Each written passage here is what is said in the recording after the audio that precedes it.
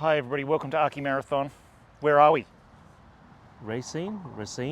How do you pronounce that? Someone correct us. Racine. Racine? In Wisconsin, USA. At the... We're in Mars. What? No, we're at the Johnson Wax building by Frank Lloyd Wright, 1936. I cannot wait. I've been a fan of this building for so long. Spaceship. That's not a spaceship, that's the spaceship. Saucer. Roll intro. To roll intro, I'm going to grab this thing and I'm going to roll it down the street. Easy.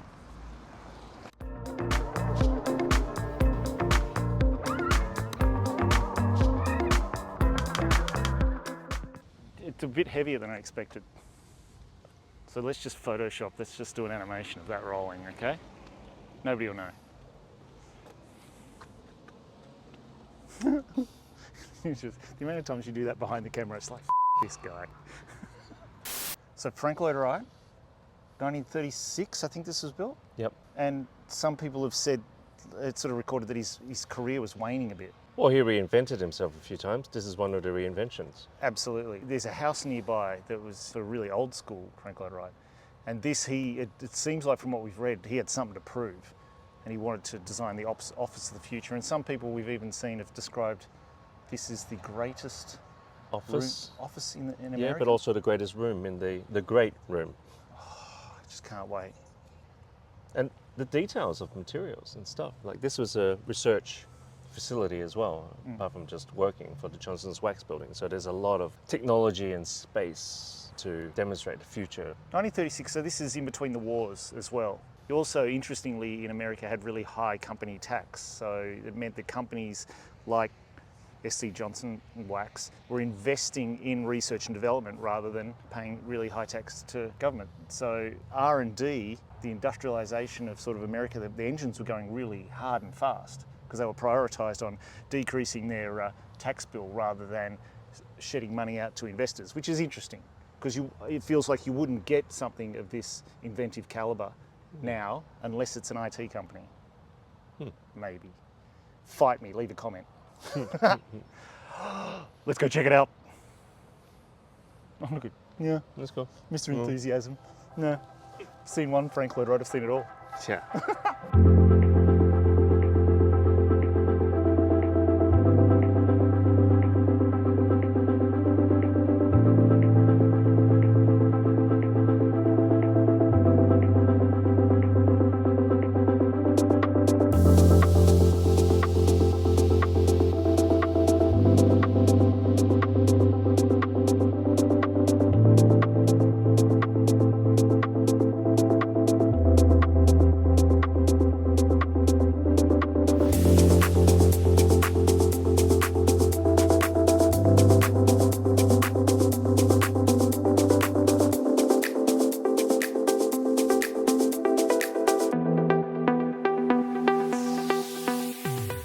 Well, that was amazing. Amazing. Was it what you expected? Well, first of all, we could not take videos inside, so we'd love to show you. But our experience, yeah, I was surprised that all the photos you see online, the interior always looks like really, really tall. It felt great, but yeah, it's much squatter than I expected. That's one thing. Yeah. There's a lot of talk of Frank Lloyd Wright's compression and then release and how... I guess I'm feeling... It is remarkable. Like what we have seen is remarkable, but I'm feeling what you feel quite often when it's a famous building that is very well documented. And I think there's been a lot of photographs taken for many decades that stretch that space. So it was not the space I expected. Still great. Amazing. The details are what makes it though. 200 different types of bricks because of all of the different types of curvature on bricks. The tubing.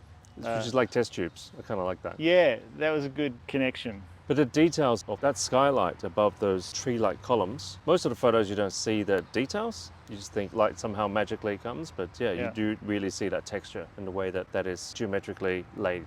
And even thinking about how to connect them, each tube, and using that as a patterning element in both buildings as well. The labs were awesome. To me, it didn't seem like a workable space at all. Like, why wouldn't you put these labs side by side instead of But it seems like a folly, but it's a beautiful folly. And this sort of Disneyland jungle gym of a laboratory sounds like it didn't get used for very long, but what an incredible space Yeah. to be in. It's a poetic idea, you know, the top-down ideas, and it kind of gets refined and gets spread out to the factory and being made. Yeah, which is what the job here was. We're talking about a huge corporation, and the job here was to be ambitious, to talk about the future, to represent the future. And so the lab building itself is it's an icon. Well, you can see that. I mean, you've got typical factory buildings and there'll be like a chimney, Yeah. right? You can see that right there.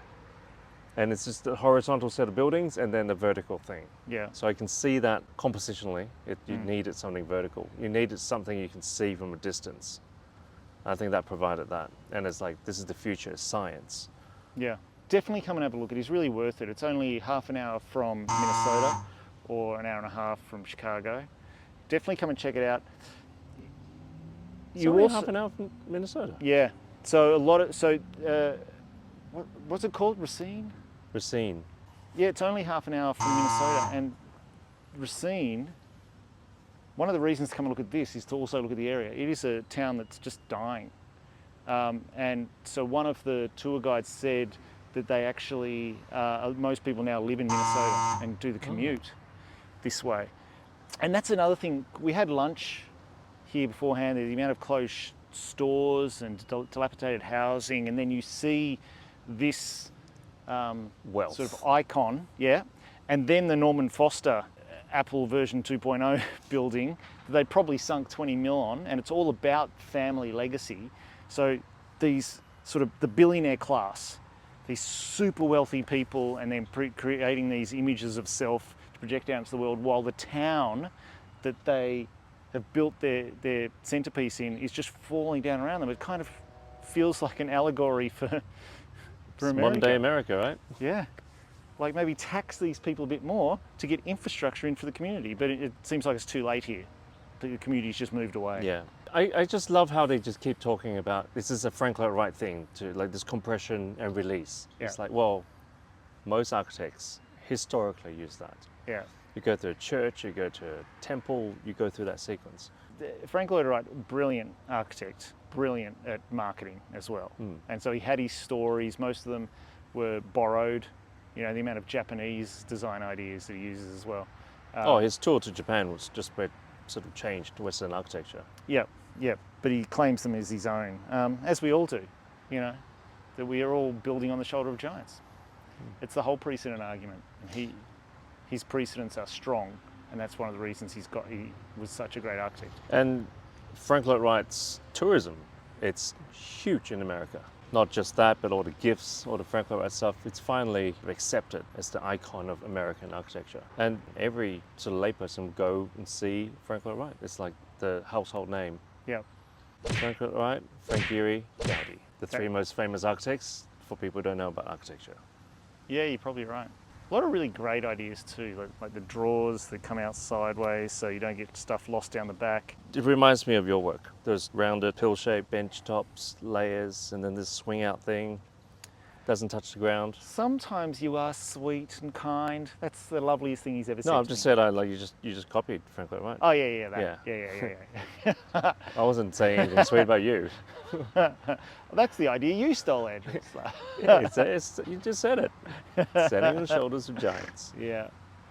But the era, the classist, sexist era as well, like just looking at the different furniture, all designed by Frank Lloyd Wright, and You sit like this. dictating how people work. But also, it's just like the staff, the secretarial staff, have maple desktops, and then the managers have walnut desktops. That's right. So a harder, darker timber. And so you sort of spatially go around and you go, oh, you're in charge of this bay of typists. And I'll let you guess what gender got the walnut and what gender got the maple. But it's the era. Yes. Yeah. And the scientists were all male, of course, Yeah. doing the research. In the photos, yeah. And then you see women with trolleys delivering things in and out in that beautiful curved lift.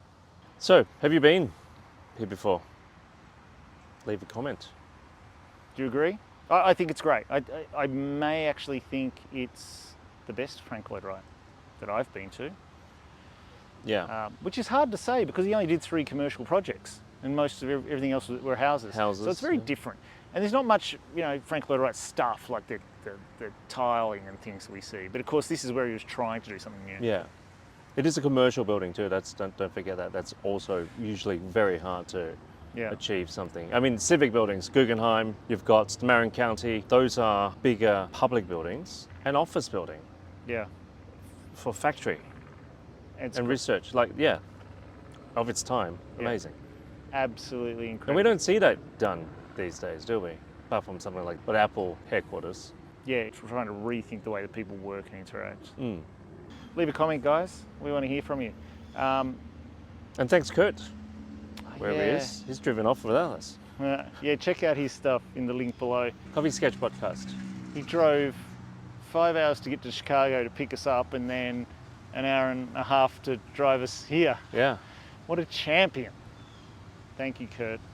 You're a sweet guy. We love you guys. See you in the next one. Woo!